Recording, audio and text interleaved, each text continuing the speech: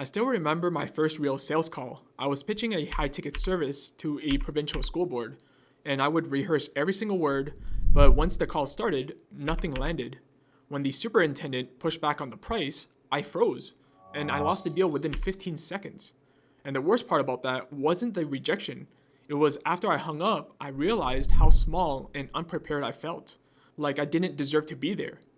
So that day, I made a promise to myself to never feel that small again. So 8 months later, I built a framework that changed everything. It's a simple system we now train our reps on at Prospeo to close their first deals within 45 days. So in this video, I'm breaking down that exact 5-step framework so by the end, you'll know exactly how to lead calls with confidence and get prospects to buy, even if you're brand new to sales. So let's jump in. So the first step in every sales conversation is to take control. And you only get about 90 seconds to establish trust because that's when most prospects decide whether you're worth listening to. And the mistake I see a lot of reps make is that they would open their calls with, "Hey John, thanks for taking the time out of your day to meet with me." They think that they're being polite, but what they're actually doing is lowering their status. So let me give you an example. When you go to a doctor because you're not feeling well and you need a solution, do they say thank you for showing up? No, because they're the expert, you came for their help.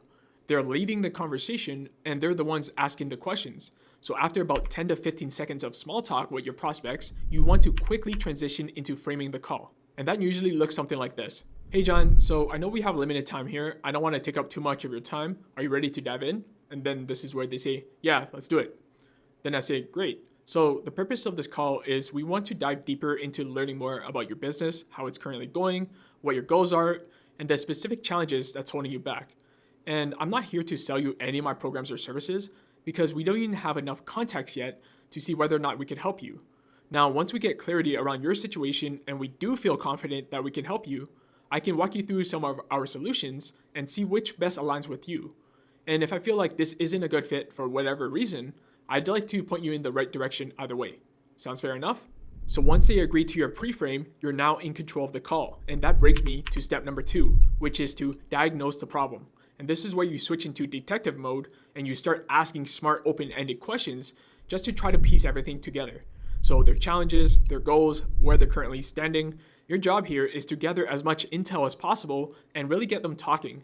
You want them to trust you to open up about their situation and tell you things maybe they've never even said out loud before. Some prospects might hold back at first, which is why your tonality and the pacing of which you ask your questions is so crucial.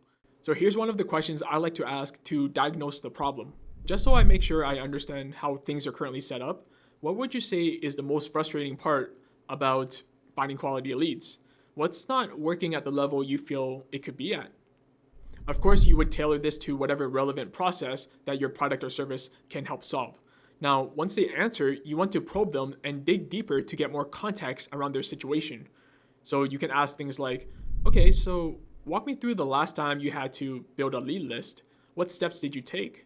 Or, "Wait, how long have you been struggling with that?" Or if you want them to expand on a pain point that they just mentioned, you can repeat back their last few words in a confused or concerned tone. Something like, "Wait, you mentioned leads aren't qualified enough? Why is that?"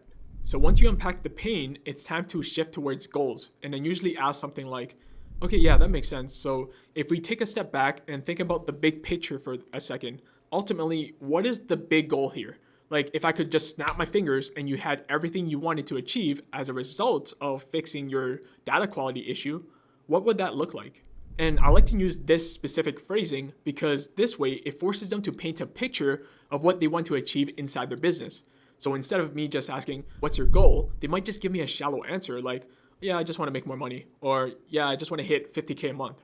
But there's no real depth to it. Once they paint that picture of what their goals look like, and maybe they mention some financial figures that they want to achieve, you can probe them again. You can say something like, "Wow, so you seem pretty set on that figure. May I ask, why is 50K the goal?" And let's say they responded with, "Because I no longer have to stress about money." And then you can continue probing them even further.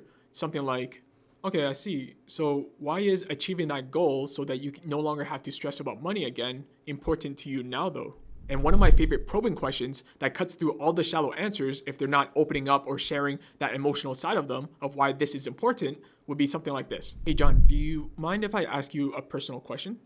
And the reason I'm asking is because my goal isn't just to help you fix your business, but rather I would like to help you build that sustainable wealth so that finances no longer have to be a constraint for yourself, your family, or your team.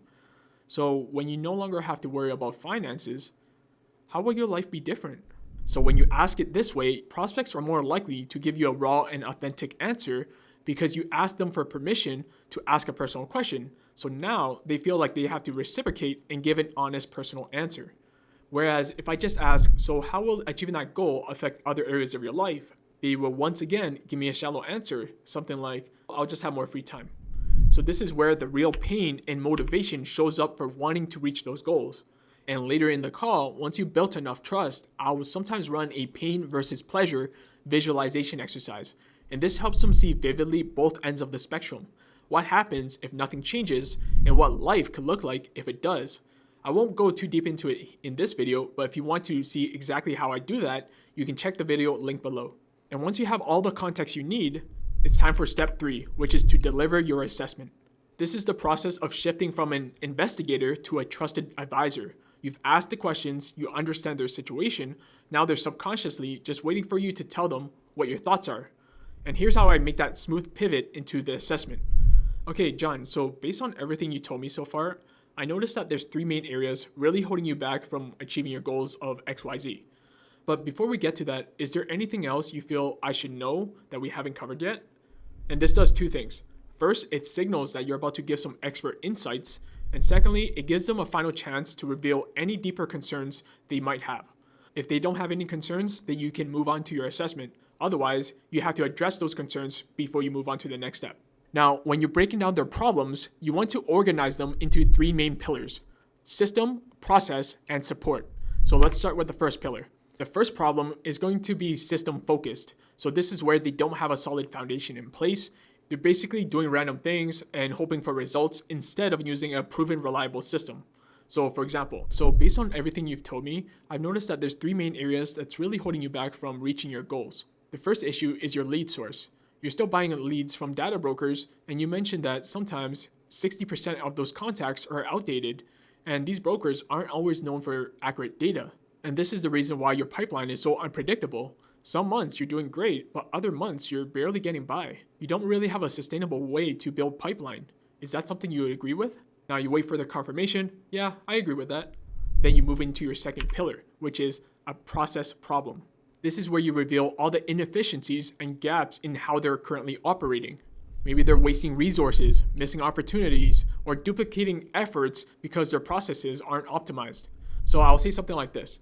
All right, and the second area I noticed that's holding you back is that your current process has major bottlenecks.